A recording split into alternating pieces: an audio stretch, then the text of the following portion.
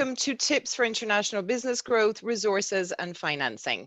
My name is Stella Sheehan and I'm the Deputy Director here at the World Trade Center, St. Louis.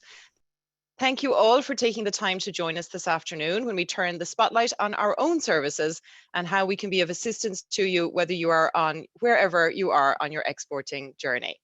We will have a few testimonials for you as well from those who have been in the trenches, as it were, and lived to tell the tale. So I'm sure they'll have some exciting stories to share. So with that, let's dive in with a few housekeeping rules before we begin. You will be muted for the duration of the presentation. However, if you wish to ask questions, please do so via the Q&A feature at the bottom of your screens. And we will do our best to get to as many of those questions as possible at the end of the formal presentation. I'm so proud now to introduce today's speakers, our very own trade team and my terrific colleagues, Susan Spitz and Kimberly Vuittel. Susan Spitz is the World Trade Center's International Business Development Specialist. She assists businesses with their international expansion and manages the WTC's affiliate membership. Prior to this role, she spent 10 years as a business coach to small businesses, entrepreneurs, and nonprofits. She has worked in a variety of industries with roles in sales, marketing, training, entrepreneurship, career transition assistance, and intercultural relations. Susan holds a BA in French and Business from the University of Massachusetts at Amherst and an MA in Intercultural Training and Consulting from Lesley University in Cambridge, Massachusetts. In her spare time, she does volunteer work supporting international students, refugees, and immigrants, and she also enjoys traveling, gardening, and the outdoors. Kimberly Vuittel is currently consulting with the World Trade Center to identify and support new exporters with a strong focus on minority, women, and immigrant-owned businesses. Previously, Kimberly was VP of International Sales and Director of Product Management for Victorinox Swiss Army here in St. Louis. She led the team responsible for growing international business from 15 to 35% of organization revenue and conceived and directed the go-to-market strategy for the launch of Wagner travel gear in 30 plus new international markets. Kimberly earned a BS in business from Towson University in Baltimore and her MBA from Northeastern University in Boston. So a lot of East Coast connections with our two speakers today. Kimberly's other interests include serving as board chair at CASA of St. Louis, which advocates with the courts for children in foster care. So ladies, over to you. Thank you very much, Stella. And we are really happy to be here today. And I'm going to just share my screen here.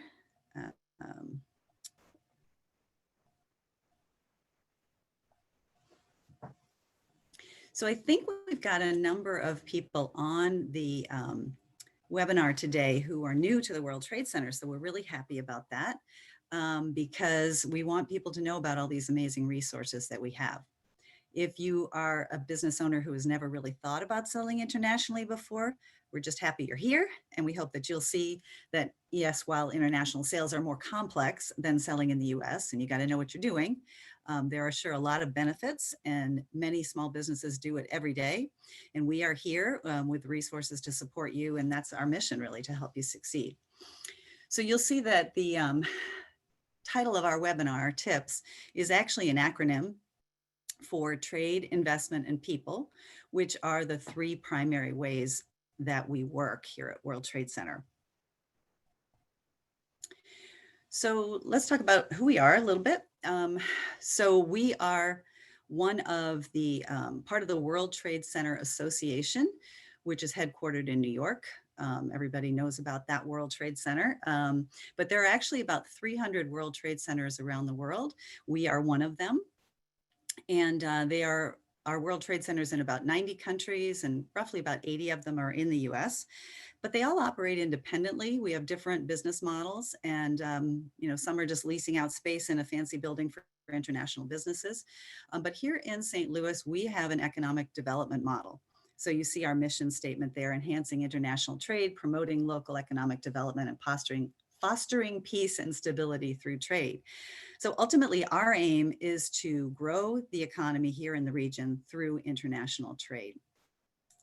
So as I mentioned, we're an economic development model, so it makes sense that the license for the World Trade Center is held here in St. Louis by the St. Louis Economic Development Partnership. They are our parent organization. And we have been here for over 25 years. Actually, we're coming up on our 30th anniversary.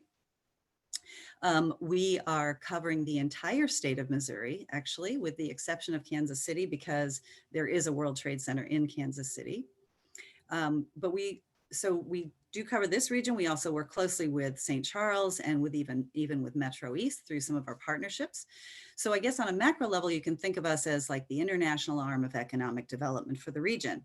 And you'll see in our slide here that we have been played a big part in getting the upcoming Lufthansa Airlines direct flights from St. Louis to Frankfurt beginning in June. We're very, very excited about that.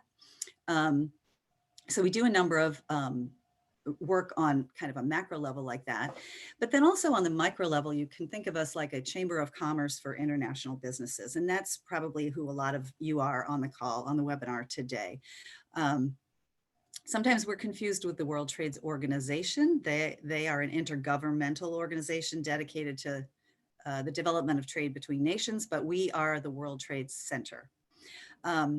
We also have a membership, as Stella mentioned in the intro, and but it's important for you to know that you do not have to be a member to receive services. We will assist anybody who needs it because we are part of the government economic development resources. Membership really is for those who want to support our mission and be part of that affiliate network. So let me know if you've got any interest in that. So let's expand out onto the three components of the acronym. First of all, trade. And I just want to let you know that when we say trade, we really mean importing and exporting, the exchange of goods and services between countries.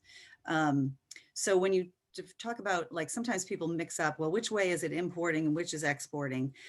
Importing, you talk about it from sort of your own locus, right? So importing is when a locally based company buys a product from a foreign country and has it brought here into the home country. So in our case, that's the United States. An example, one of the companies we've recently worked with is an Arch Grant winner called, the name of the company is Rebundle.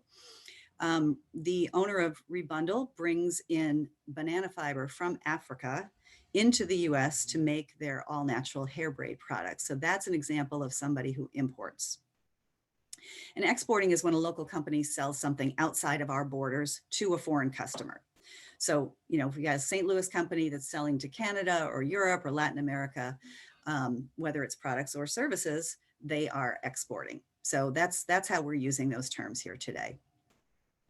So our mission at the World Trade Center is to support more companies importing and exporting. And that's what we call trade.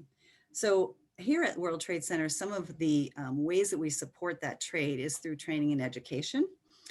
Here are three of the educational resources that we provide. The first one, Engage in Trade, is our monthly speaker series and used to be for members only pre-COVID.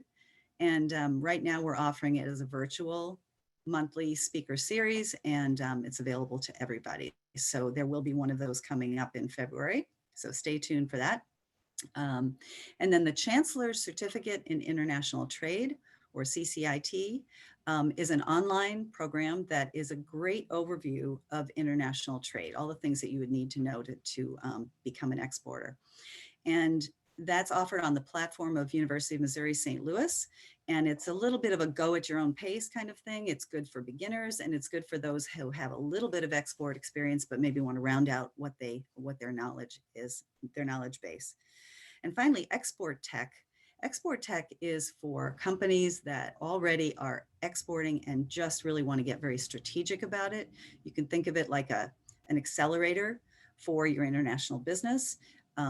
It also had been done in person and lately has been done virtually. We're going to be holding an Export Tech this fall. And it's really an opportunity to work on your company's export plan with the help of experts in the field and with coaches. So that's a great program coming up. And then another thing we do with trade is delegations. And I do want to mention what we mean by trade delegations. Just think of it like a group business trip to a foreign country. On those trade delegation trips, there are pre-arranged meetings with potential customers and vendors. And we at the World Trade Center work closely with partners who are in the region and who are here to help make those missions as productive as possible. So when we're talking about an outbound delegation, that would be from St. Louis to another country, and inbound are other companies bringing delegations here to our region. So typically we do about one outbound trade delegation per year. And then we actually host about 20 inbound delegations per year, typically. If an organization contacts like the mayor of St. Louis and says, we want to come visit your city, um, she would turn that over to World Trade Center to kind of set up the itinerary and that kind of thing. One example of why trade missions are helpful is one of the companies. So 2 years ago, we had a outbound trade delegation to Mexico in partnership with the Hispanic Chamber of St. Louis, and with also some funding assistance from the state of Missouri. One of the companies that went on that trade mission designs and manufactures nitrogen generators for medical and for food service and other uses. They're a small to mid-sized company. They've got a handful of employees. Through those meetings that were set up in Mexico, they got one quite substantial order. And then as a result of that order, there was a lot of word of mouth, and they have since then have gotten several other orders and really have a lot of business going on now in Mexico. And I believe their business has just about doubled. I don't know for sure, but I know it's been a huge success for that company. So we like to make sure that you're aware that a lot of the exporting doesn't have to be just the big companies. Okay, and then the other thing we list as far as what we do on the trade side is trade counseling. And trade counseling is just a fancy name for we're going to assist you with whatever you need from the trade perspective. And we'll have some examples of what that means coming up. So that was the trade side of what we do. On the investment side, just so you know, Kimberly and I are primarily working on the trade side, but on the investment side, we've got other colleagues at World Trade Center that work with other agencies in the region to both attract foreign investment here and also to support them. And really what we mean is just a foreign company might put a subsidiary here or might set up a distribution center here. That's what we mean by foreign investment. So some of the programs that we have administered through the years include a foreign trade zone.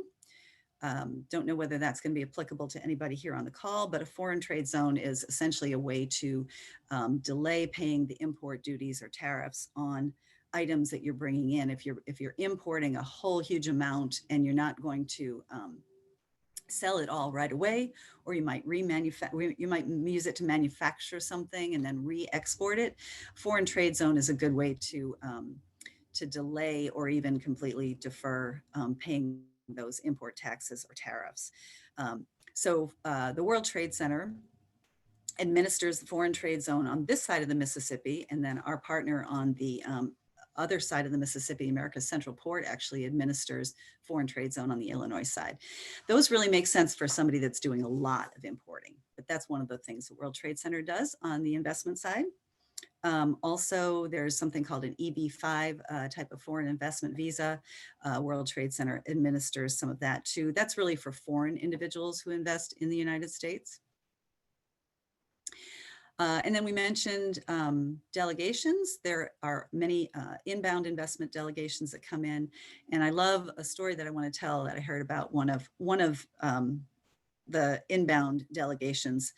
We have a local company that prepares a lot of the fruit and vegetable to-go packages that you see in the grocery store, like the fruit cup and the veggies and dip trays and things like that.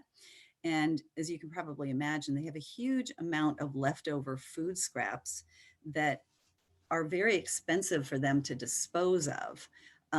It's kind of a big challenge that they face, and they're actually paying people to help dispose of this waste. Well, we had a visiting delegation from Europe, and there was a Dutch company that does some kind of work with insects, and they actually need that type of those food scraps to feed the insects that they do in their business. And so they were all excited to learn that they had a source for something that they needed right here in St. Louis. So it was literally a case of one company's trash being another company's treasure. Um, and it just, probably wouldn't have come together if not for the investment delegation that was here. And then let's talk about people, because none of what I've talked about so far will work unless the people involved are happy and effective. So we have two primary things that we do that would go under the category here of people. One is the Sister Cities program. St. Louis is, we have 16 sister cities, and we've been a bit of a trailblazer in this department. We actually had the first sister city relationship with China in the entire United States, the first one. And during the COVID outbreak, that city sent us literally hundreds of thousands of sanitary and safety supplies as a gift and just a show of support. And also our sister city relationship with Stuttgart, Germany, just had its 60th anniversary last year. So these are primarily led by volunteers, and the World Trade Center is kind of the one that holds the umbrella for the organization of sister city programs. And then we have the St. Louis Mosaic Project, and probably a number of you have heard about the St. Louis Mosaic Project. Their goal is to promote regional prosperity through immigration and innovation. They are one of the primary drivers to helping grow the region from the point of view of inbound population. The foreign-born population in St. Louis is one of the ways that our population is actually increasing. And there are some really interesting things that foreign-born populations, individuals who are born in another country, typically just are more innovative than our native-born population, and tend to start businesses more frequently. Sometimes it's because it's one of their only options.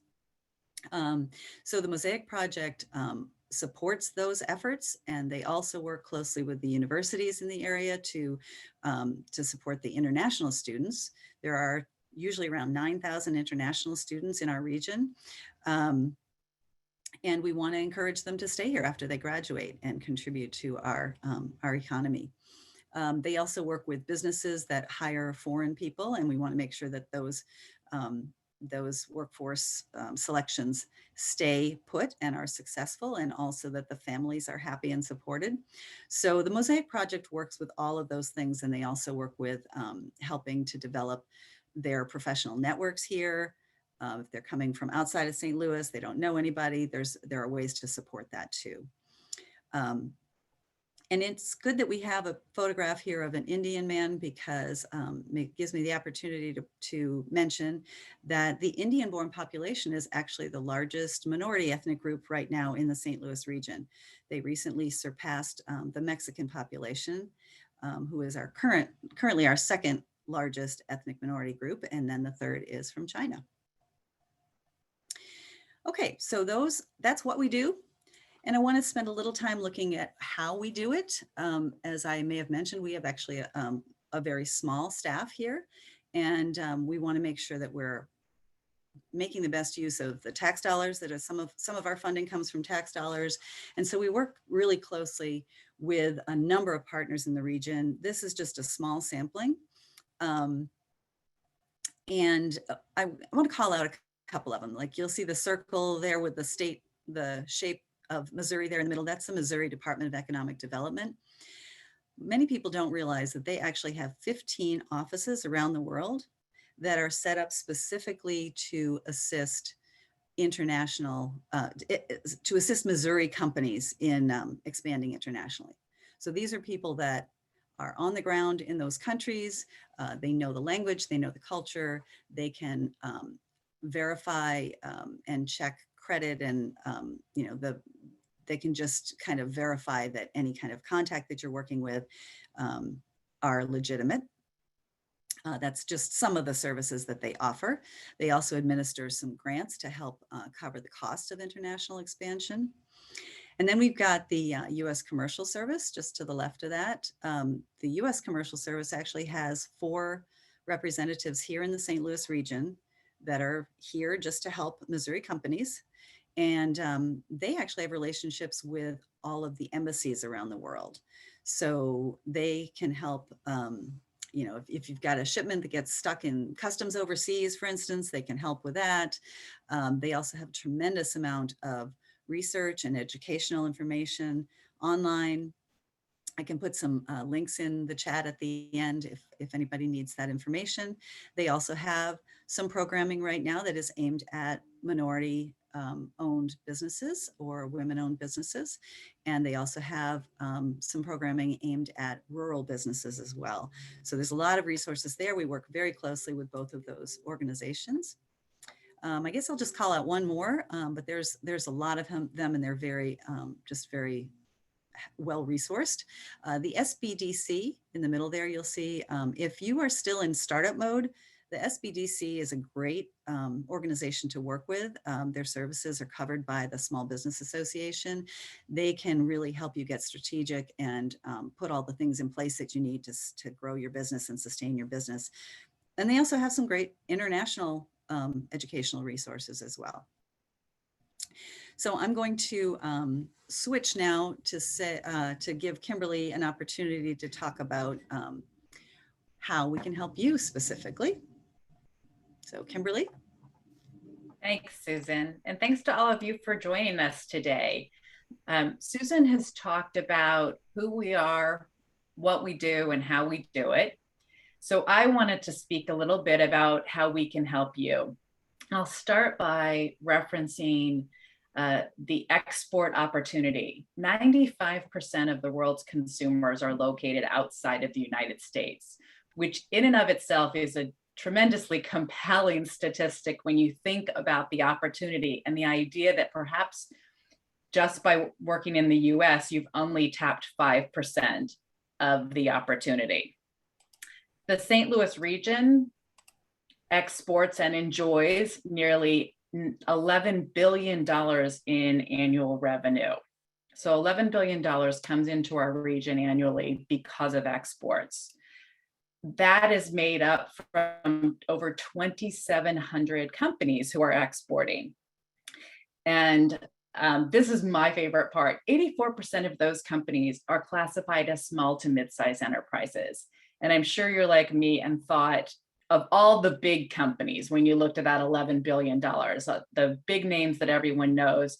And so the fact that 84% of that $11 billion is due to small to mid-sized enterprises really speaks to the fact that every business can do this. And that accounts for 94,000 regional jobs. So 94,000 regional jobs supported by that $11 billion in revenue. So specifically, let's talk about some examples of how we can help you. Susan and I have worked with many businesses over the past 6 months or so, and compiled these examples of 3 different exporters and perhaps ways that the World Trade Center and our partners can help. So the first is a doctor in Senegal who emails a local company who has a website. And the doctor's interested in purchasing therapeutic products made by this company. And the sub-message here is don't delete that email. So many businesses, when they get something like that, it seems so foreign. And so the instinct is I'll delete it and I'll move on. I'll move to the next email. And so what we're saying is don't delete that email.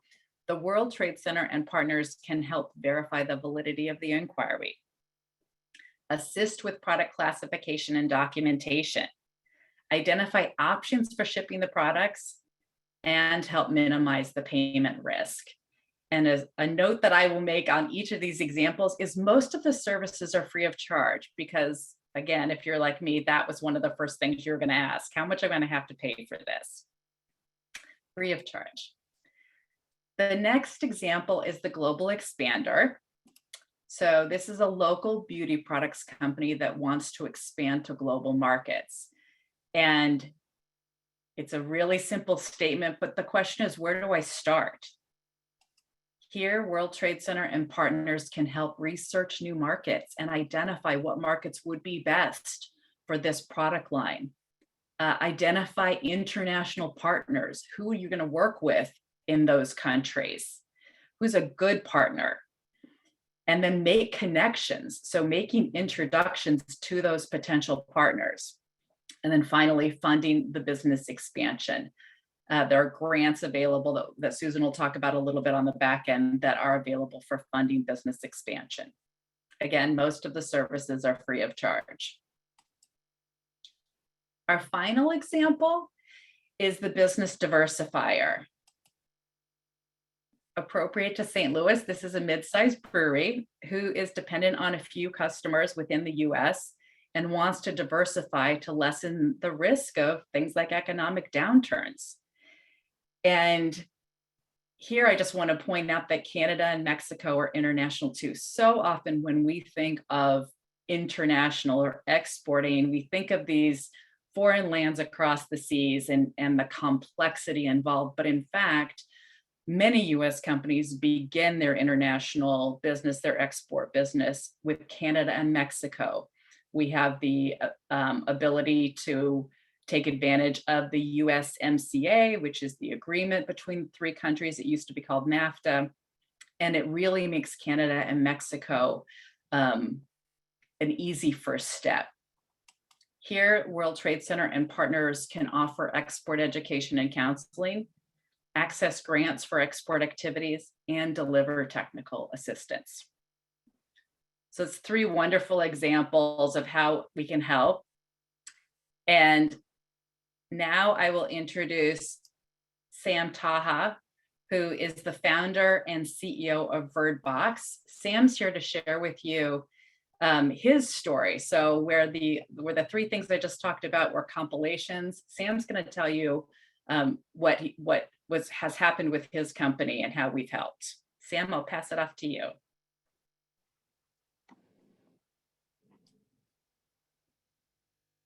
Thanks, Kimberly.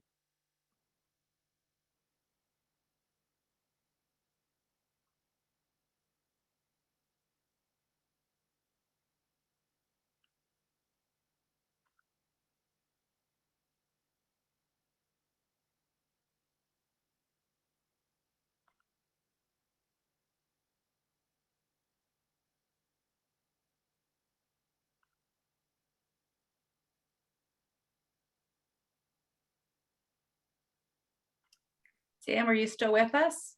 Are you able to hear me? Yes, go ahead. Okay, great. I'm sorry about that. So my name's Sam Taha. I'm the founder of verdbx. We're a St. Louis-based company, and we focus on manufacturing eco-friendly packaging intended for food service. So I founded verdbx a little over 6 years ago with a really simple mission, which was to reduce the amount of styrofoam ending up in our landfills. From founding the company, we started just here locally in St. Louis and had a handful of distributors that sold our products.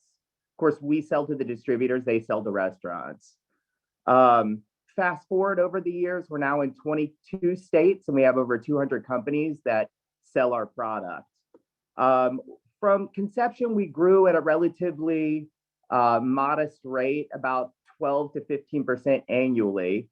And then March 2020 hit, and the only way for food service operations to bring in revenue was through carryout. So as you might imagine, our business just exploded. We have done the majority of our manufacturing in Asia through this entire process. And things were going relatively smooth as far as being able to keep up with the demand for our products. Right around March 2021 is when we first started to kind of see the supply chain debacle unfold, where we weren't really able to get enough product in to meet the demand we had built.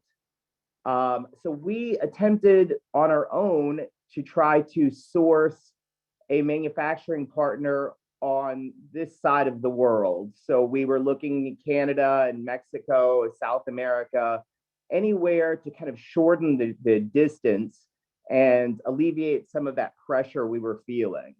And not to mention to reduce cost. I mean, that's something I don't know that a lot of people are aware, but when I started verdbx, it roughly cost about $6,000 to bring a 40-foot HQ container from Asia to say the Midwest. Right around say April, May 2021, it was costing little under 20,000, and right now it's about $25,000. So a huge increase to our overhead. So as I said before, we were attempting to find a partner on our own and just were hitting roadblock after roadblock. And that's when we were introduced to the World Trade Center, specifically Susan and Kimberly. I say almost single-handedly pulled us out of this mess. They were able to vet factories all through Mexico for us, find the right fit. We had many dozens of meetings with various factories until we finally found our Goldilocks, if you will. Starting in March of this year, we will be manufacturing 85 to 90% of all of our products with our partners in Mexico. This reduces our transit time by about 5.5 months, believe it or not, and reduces our overhead cost. And it's really all because of the hard work of Susan and Kimberly and the World Trade Center that we're able to achieve those goals. So I'm here in part because I'm myself and my staff and everyone is just extremely grateful for all the hard work and what they were able to do for us. So that's all I got.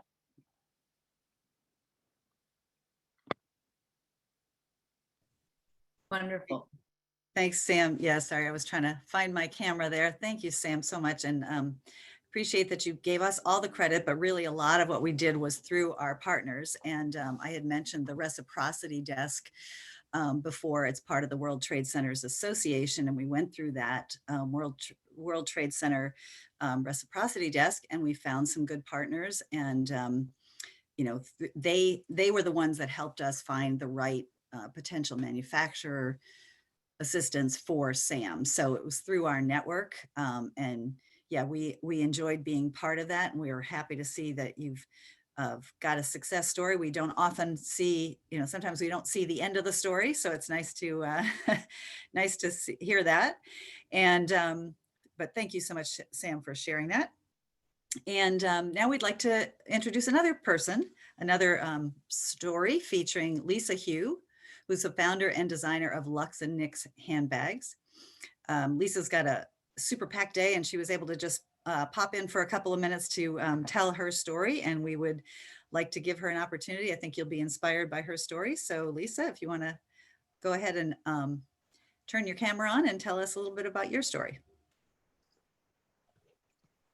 Hi, everybody. And by the way, I am unable to start my video. I'm not sure who's the host, but if someone can allow me to start my video, you guys will be able to see me. Okay, here we go. Hi, everybody. Hopefully you can see me. So my name is Lisa Hu, and Sam's story was very inspirational. Thank you so much for sharing that with us. So I am a little bit newer than Sam in terms of working with the World Trade Center, but they've been, I mean, you know, just taking a step back and just giving you guys a little bit of context on me, my company, and how it all started, just to give you a flavor of how we got involved with the World Trade Center. So I was in corporate America for over a decade. I have a CPA. I have no background in designing handbags. So then the next question you're probably thinking is, well, how did you end up going from Excel spreadsheets to all of a sudden designing bags and launching an e-commerce brand? And so, and what does that have to do with World Trade Center? So, long story short, I was in corporate. I couldn't find the perfect bag for this, you know, for this, like for me, who was growing my career at the time. I was, you know, traveling a lot for work, and also just, you know, trying to look professional at all times. And I couldn't find something that both was functional as well as helped me look the part of this high achieving woman who was growing her career. And so Long story short, I got really intrigued by this inquiry of like, well, what is, what am I looking for and can I find it? So I started looking for it, I couldn't find it. So next thing, I started sewing my first bag myself, and then learned that I really sucked at sewing, and had to figure out how to actually make it. Along the process, I kind of fell in love with just designing products, designing functional bags, and also empowering other high achieving women. So I decided to leave corporate America, launch Lux and Nix, which it's Greek for light and night. So it's like a representation of transition in time and life, which is kind of what I was going through. I was trying to balance it all, and I couldn't find the tools necessary to keep up with me. So that's a short bit on how Lux and Nix started, and I started this about 4 years ago. During this process, I just learned so much.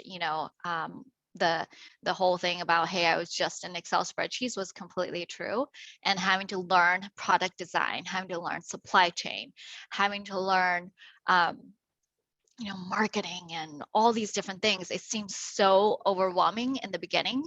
And, over time, because every single time when there was a problem, I would immediately say, well, how do I solve this? And try to look for solutions for this. Well, the same thought logic still applies today. I still have a ton of problems that I have to face every single day. And every single time I face a problem, I just ask the question, how do I solve this?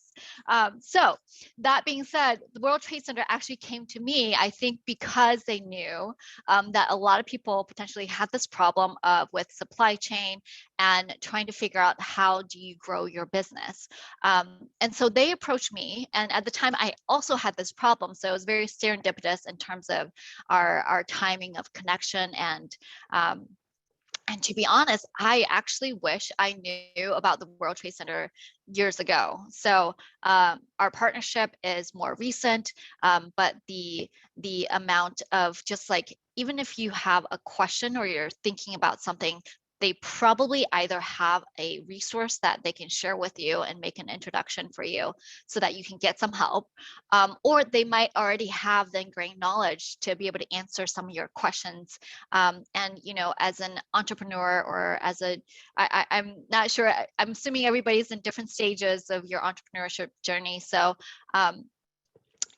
you, regardless of what stage you're at, they will have the connection for you to at least have a kind of like a mind collaborative partner for you to work with. And I think in some cases as an entrepreneur, because it seems in some cases you're always in your head, it's very lonely, like maybe you just need someone to talk to and talk about a problem. They would be a perfect partner to at least be that intro for you. And so that's in one way, like a great way to take advantage of the resources that the World Trade Center has. Another thing that I thought was really cool about the things that they're doing is they're trying to help you get out there. And one of the things that they really gave me an aha moment was like, oh, I don't have to just grow in the States first.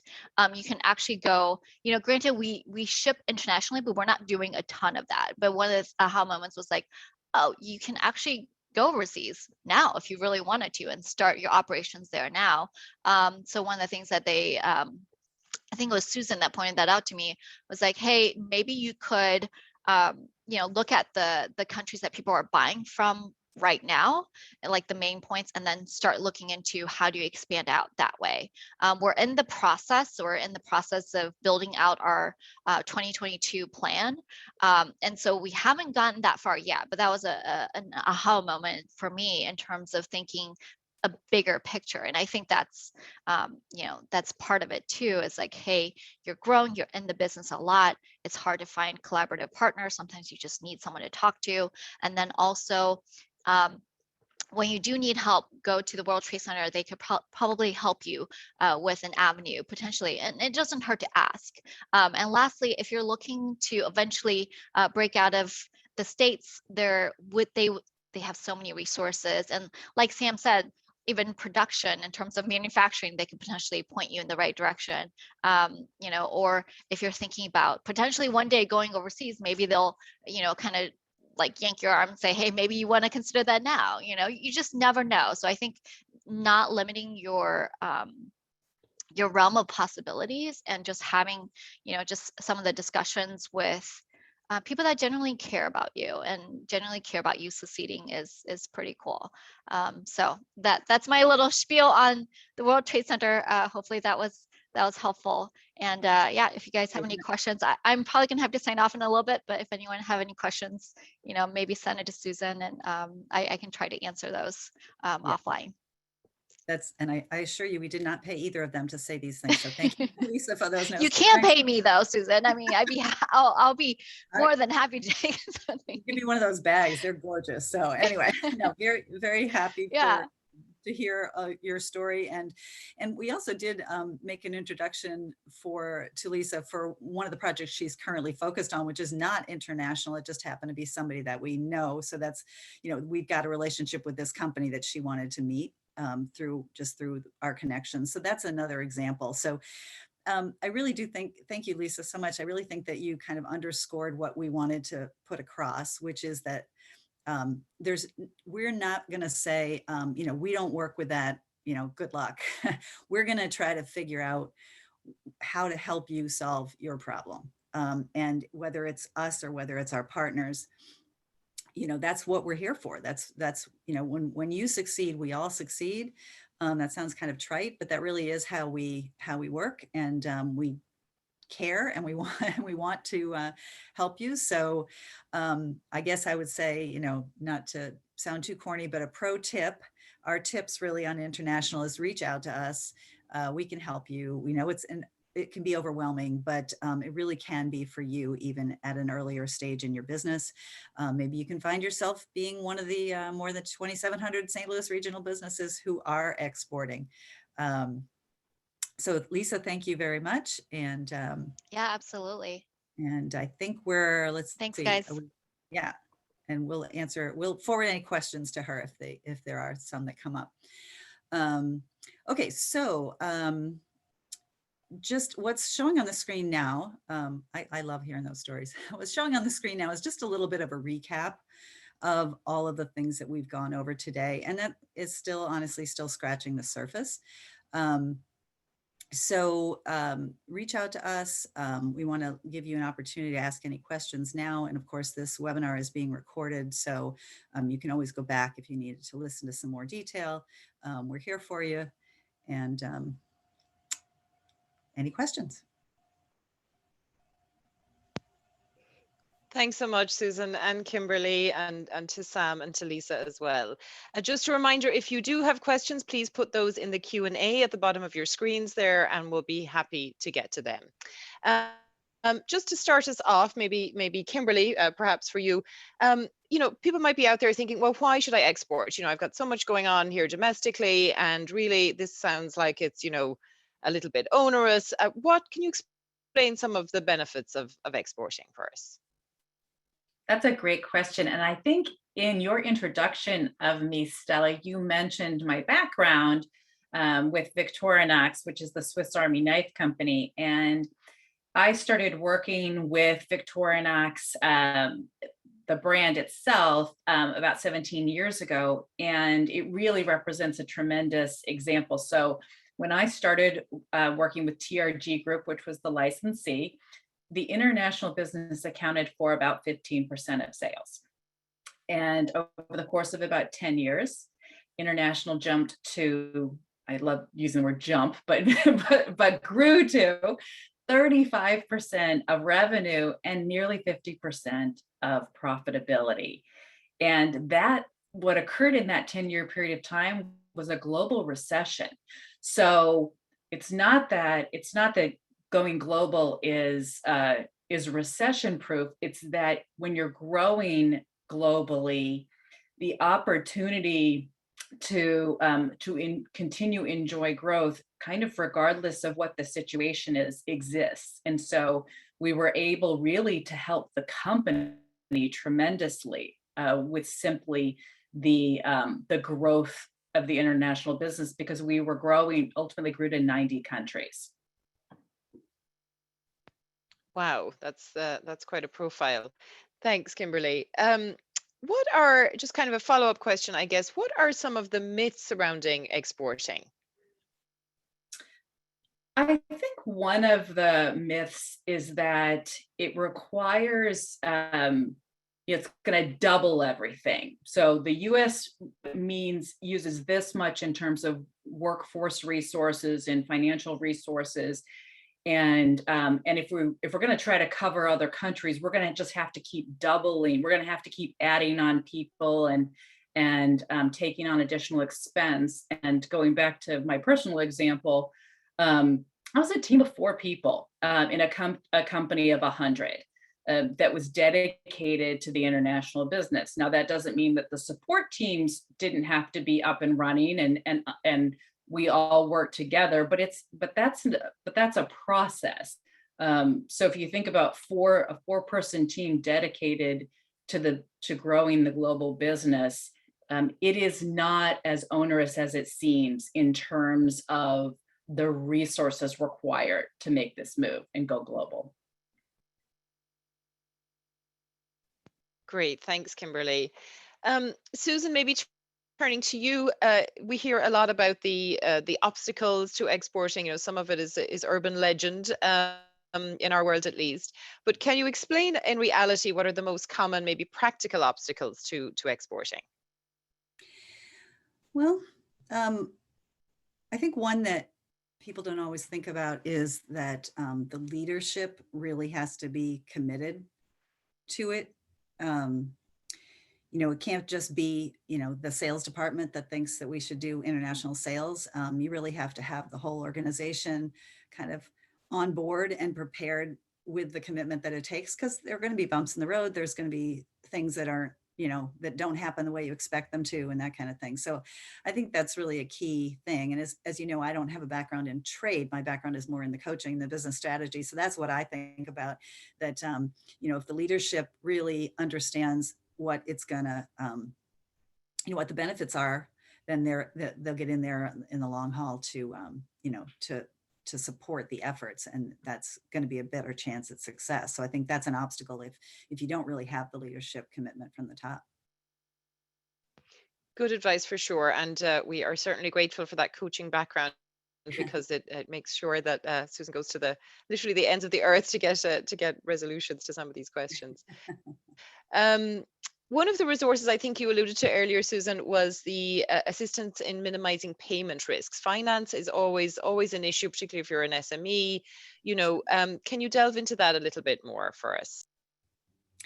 Well, there are several organizations among our partners that are specifically set up for the purpose of minimizing risk, because obviously that's, you know, that's one of the first questions. You know, how do I know I'm going to be paid? How do I know, you know, when is the money going to come? Do I have to, you know, wait until they receive it and they decide it's okay? What if, you know, all kinds of questions. So one of the partners that was actually listed on that earlier slide is Exim Bank.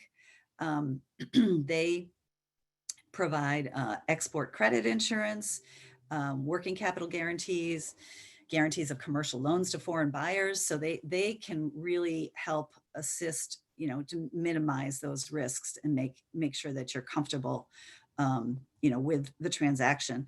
And also for larger transactions, a lot of banks will offer letters of credit, which cover the risk associated with an overseas transaction.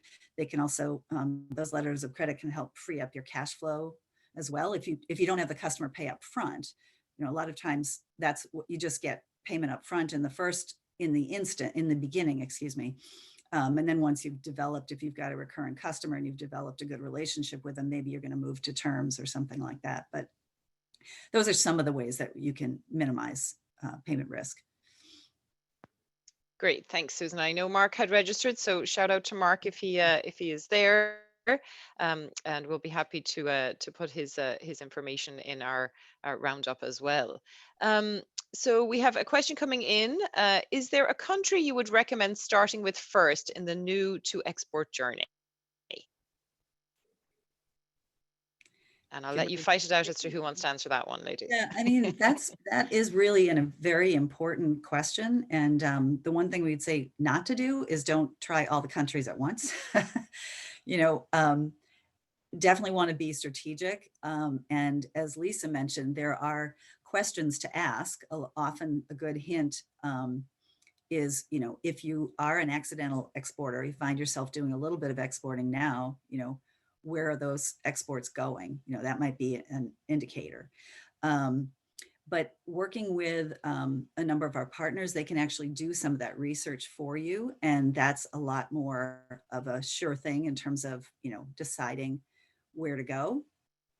And yeah, we can put you in touch with those. And then they're going to ask specific questions and get a much better idea, because it varies a lot from, depending on what it is that you're wanting to sell.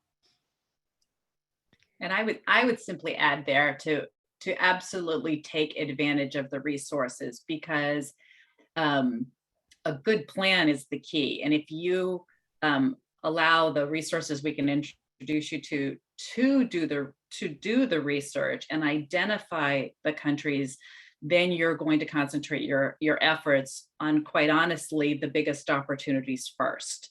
And it's certainly the smartest way to go. And again, the resources are largely free. Great, thank you both. I think I see another question here.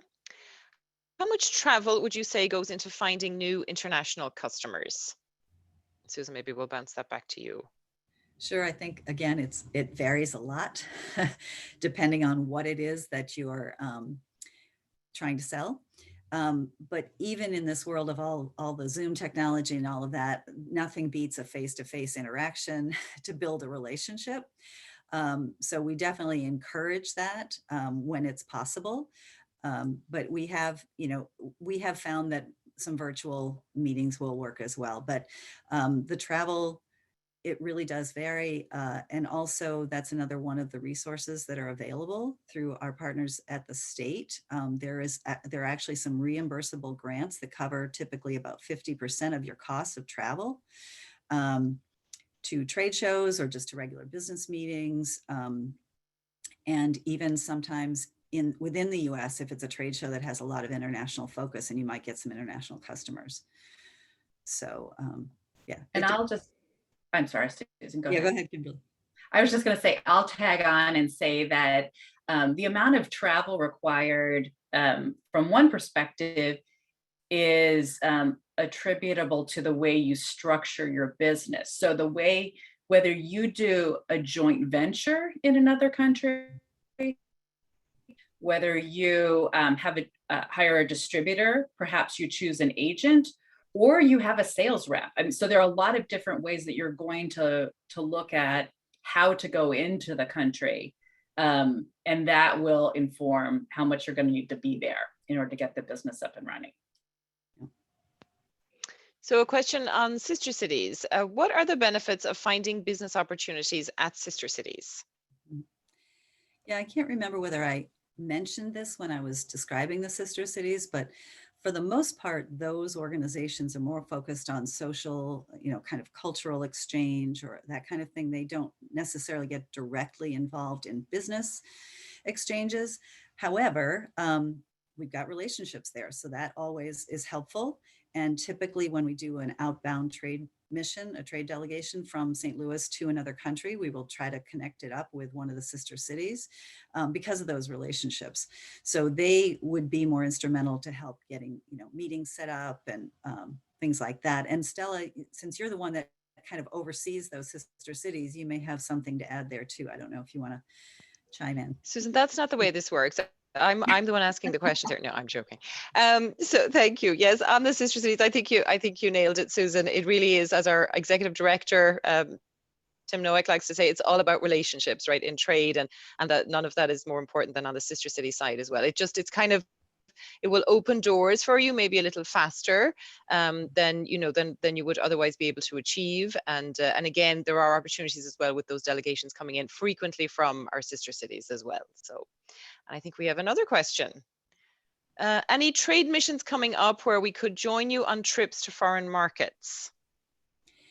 I'm sure there are some coming up, but I am not the one that is at liberty to talk about those.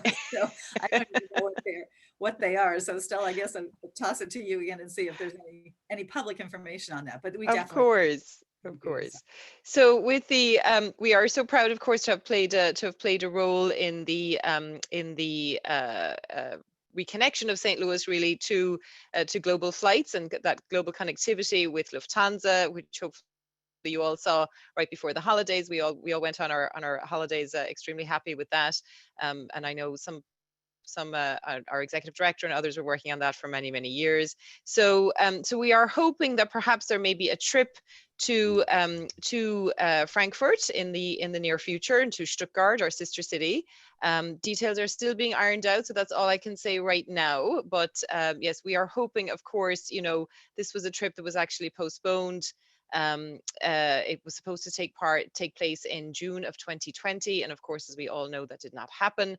So while there have been some virtual trade missions, you know, nothing beats that face to face. So we are definitely hoping that that will come back. And I think our executive director here is sending me a little note saying Germany, June 1st. Yeah. So and he's adding a lot of exclamation marks here, so stay tuned. So a very timely question there. Thank you. So that one's not I think we have confidential. maybe time for one more, and this is I think a comment from Thorstein Holt, our friend at Holtec. Hi, Thorstein, to you.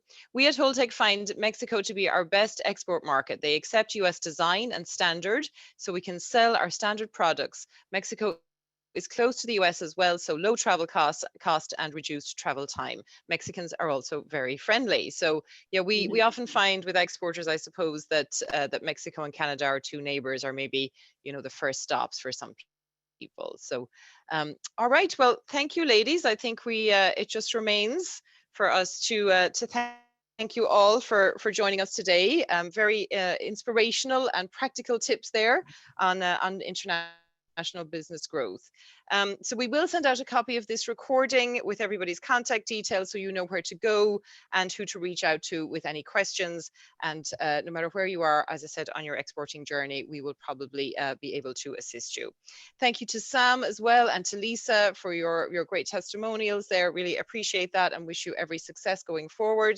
And thank you to you, our attendees, for taking the time to join us over the lunch hour. Remember to join us next month. Our details of our next event are still being ironed out, but they will be coming to your inbox. So look out for that. And in the interim, stay safe and take care. Thanks again. Thank you.